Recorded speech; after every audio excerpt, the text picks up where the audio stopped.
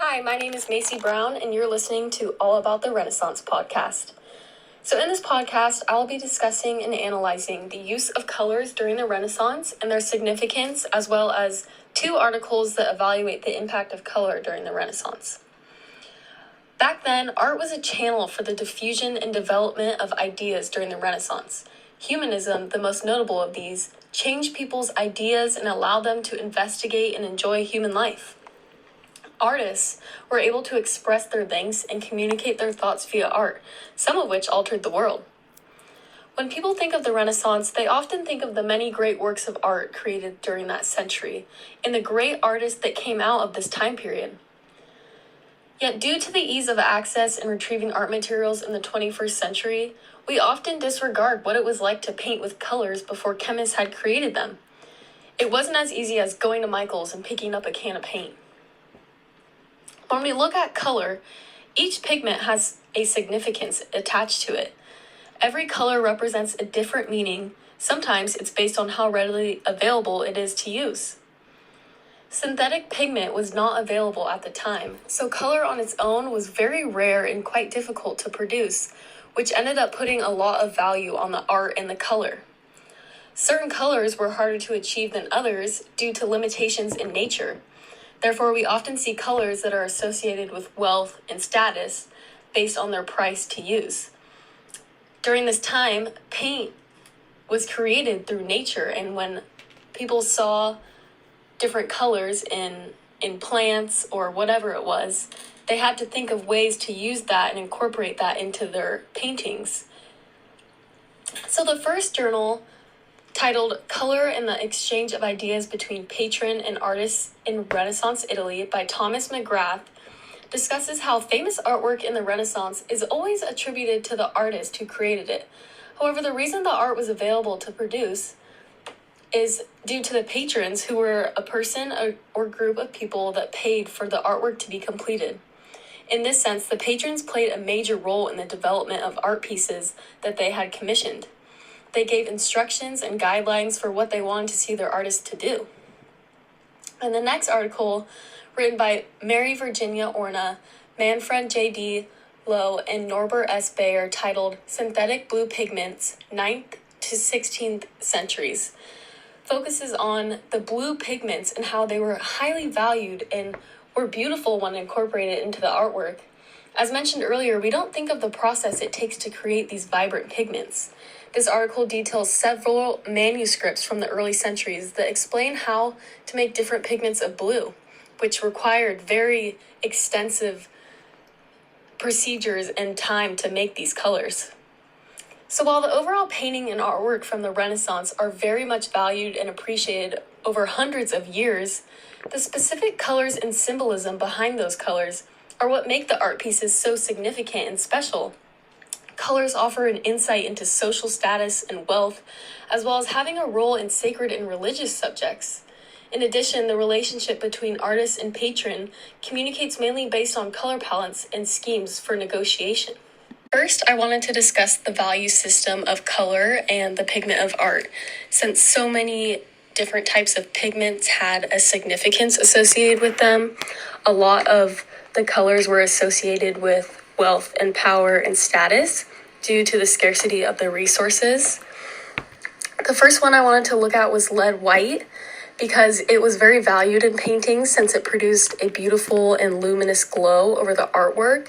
It really stuck out and it was very valuable and used at the time. However, it was also very toxic, as we know today, which is why lead isn't in any of our painting materials, but back then it was also used in makeup, and it would cause sores in the hands of painters as well as on the faces of the people who used the makeup. In addition, there was also a more affordable form of white paint that was made through chalks and powders, as well as crushed eggshells, which is really interesting.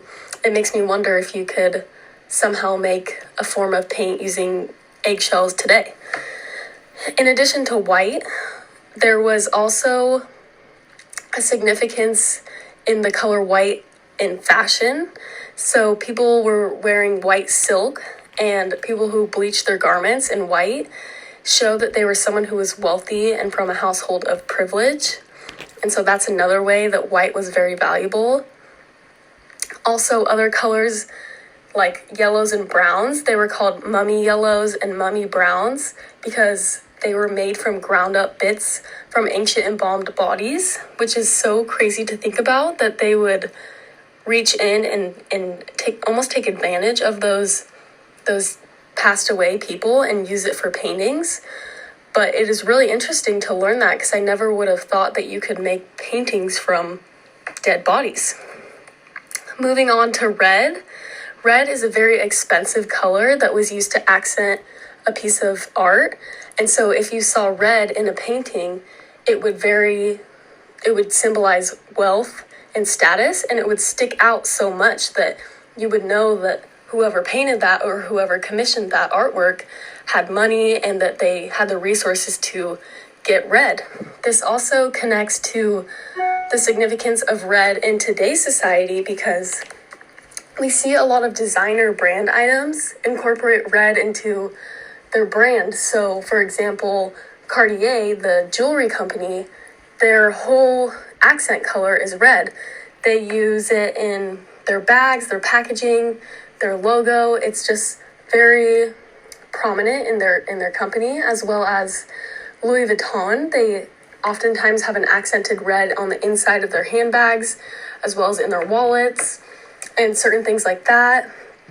The other one is Christian Louboutin, their shoes. They have a red lacquered sole at the bottom that you can see if you're walking behind someone or you lift up your leg to slightly just show that you have wealth. Another one would be Gucci. There's green and red. So a lot of times we see these companies who are very expensive, they'll have these red colors too. Because if you can afford these products and you show off this red color, then people know that you have money and you have a status in society. Another material that was very valued and prevalent was gold leaf, and it was used in religious art to symbolize divine. It is this thin type of material of gold that was soaked in water and then applied in thin sheets back then. It was used for religious symbols like halos, and it was very highly negotiated in artists' work because it was so expensive. A lot of times artists would either steal it, or when they were commissioned a piece of art, they would not use as much in the specific art painting and they would keep a little bit for themselves. And so it was very valuable back then. It is now still a sign of wealth and richness, and is still associated with sacred objects or the divine. And it is very still valuable today, even though there is synthetic type of gold leaf. The real gold leaf is very expensive and valued.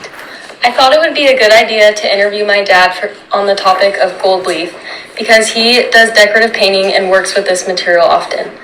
So Dad, what is the process of using gold leaf and how do you use it? Gold leaf is very thin pieces of gold, whether it be imitation gold or 14 karat gold, but you use it to coat specific decorative pieces. And that process is that you have to size the piece that you're going to gold leaf, which is, the sizing is similar to a glue.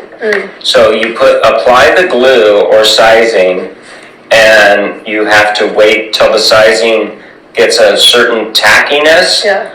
And then you apply the gold leaf with the gold leaf brush or by hand. Yeah. And then after you do that, you let it dry, and then you burnish the gold leaf with cotton, which takes off the rough edges. Wow. Does that take a long time? It depends on what you're doing, but is very time consuming. Yeah. Okay, so what type of artwork requires gold leaf? And usually, like, what time period is that? Is it all? No, it can be like from the neoclassical or Art Nouveau. There's a lot of periods, but they are older periods that gold leaf was used quite prominently. And then even now, gold leaf is used very frequently in in art framing. Yeah.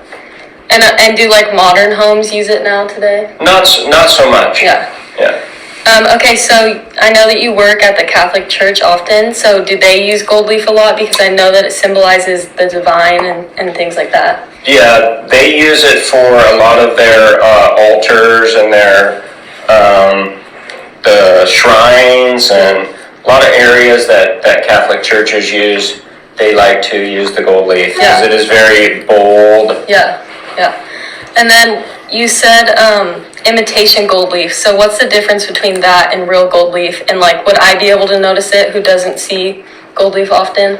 Most people can't tell the difference from real to imitation. Yeah. The only difference is that real gold leaf won't tarnish, which means turn brown over age. Yeah. And the other factor is that real gold leaf is 10 times more expensive than artificial gold leaf. Yeah, totally. They both look similar, but unless you were told and it wasn't marked, you wouldn't know the difference. Yeah. All right, thank you for your interview, Dad. Oh, yeah. Next, I wanted to touch on color and patronage in the Renaissance. So patrons have a very clear idea about what they want the artist to create and how they want it done. I never realized how important patrons were in the commissioning of an artwork.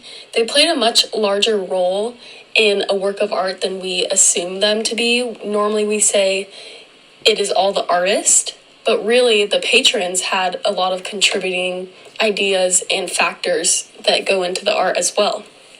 According to history, certain patrons communicated with artists, which ultimately contributed to the artwork's outcome. They did, in fact, have an influence on the art. When patrons hired a particular painter, they must have known what to expect, since many painters were praised for specific aspects of their work, such as dark hues or bold, colorful palette. The main point of a contention between artists and patrons was color.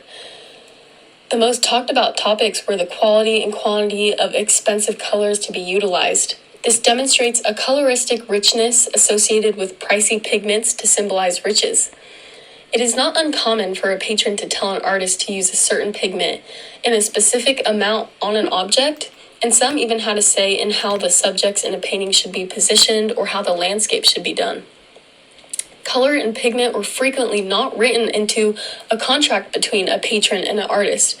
Rather, it was addressed orally because it was a minor detail that came after the contract was signed. This was accomplished through the use of documents in a way where artists sketched out their ideas and presented them to the patron for evaluation, often containing information regarding the color. Furthermore, before the artwork had been finalized, artists would come up with a color scheme so that they would display it to the patron and have it analyzed and adjusted based on the patron's preferences. Because patrons could not fully comprehend the colored images the artists were trying to give to the patrons, the artists had to rely on their words to communicate their intentions rather than trying to explain it out on a written document. Lastly, I wanted to discuss the article regarding synthetic blue pigments and how the obsession with synthetic blues dates back to Egyptian history, and the infatuation with color of blue was evidently passed down through the generations from the Greek Bronze Age and the Renaissance. Natural ultramarine was a popular color, which was derived from lapis lazuli and was known to be as valuable and as expensive as gold, which is really crazy that a color could be equated to a metal such as gold that has so much value on it and has had so much value for so many years. In addition, patrons would either supply the pigment or pay for it to be used by the painters in their work. Ultramarine was later synthesized using a mixture of compounds so that it would not have to be derived necessarily from nature, but could be made in a lab type of setting. Since natural pigments were scarce, it was very costly to utilize them in artwork, and that is why it was seen as such a wealthy and valuable symbol.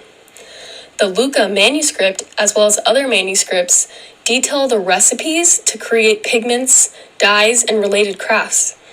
An example of a recipe includes the making of azure blue, where the petals of violet flowers are ground and mixed with soap prepared from fat. The mixture is stirred often over the span of a week, as well as a few days. Then a similar process is repeated with a darker colored lily, and then is mixed with the previous mixture, and then at the end, urine is added to it. I feel like I would definitely not want to get my hands near these colors if I were the artist, especially if it was being made by someone else. As the 16th century approaches, processes for making blue pigments become more advanced, with most texts and manuscripts directing the use of verdigris, a step up from copper, which is what they used to make blue back then. And lastly, I thought it was quite shocking to learn about the materials they used to make these pigments. Like earlier I mentioned the urine.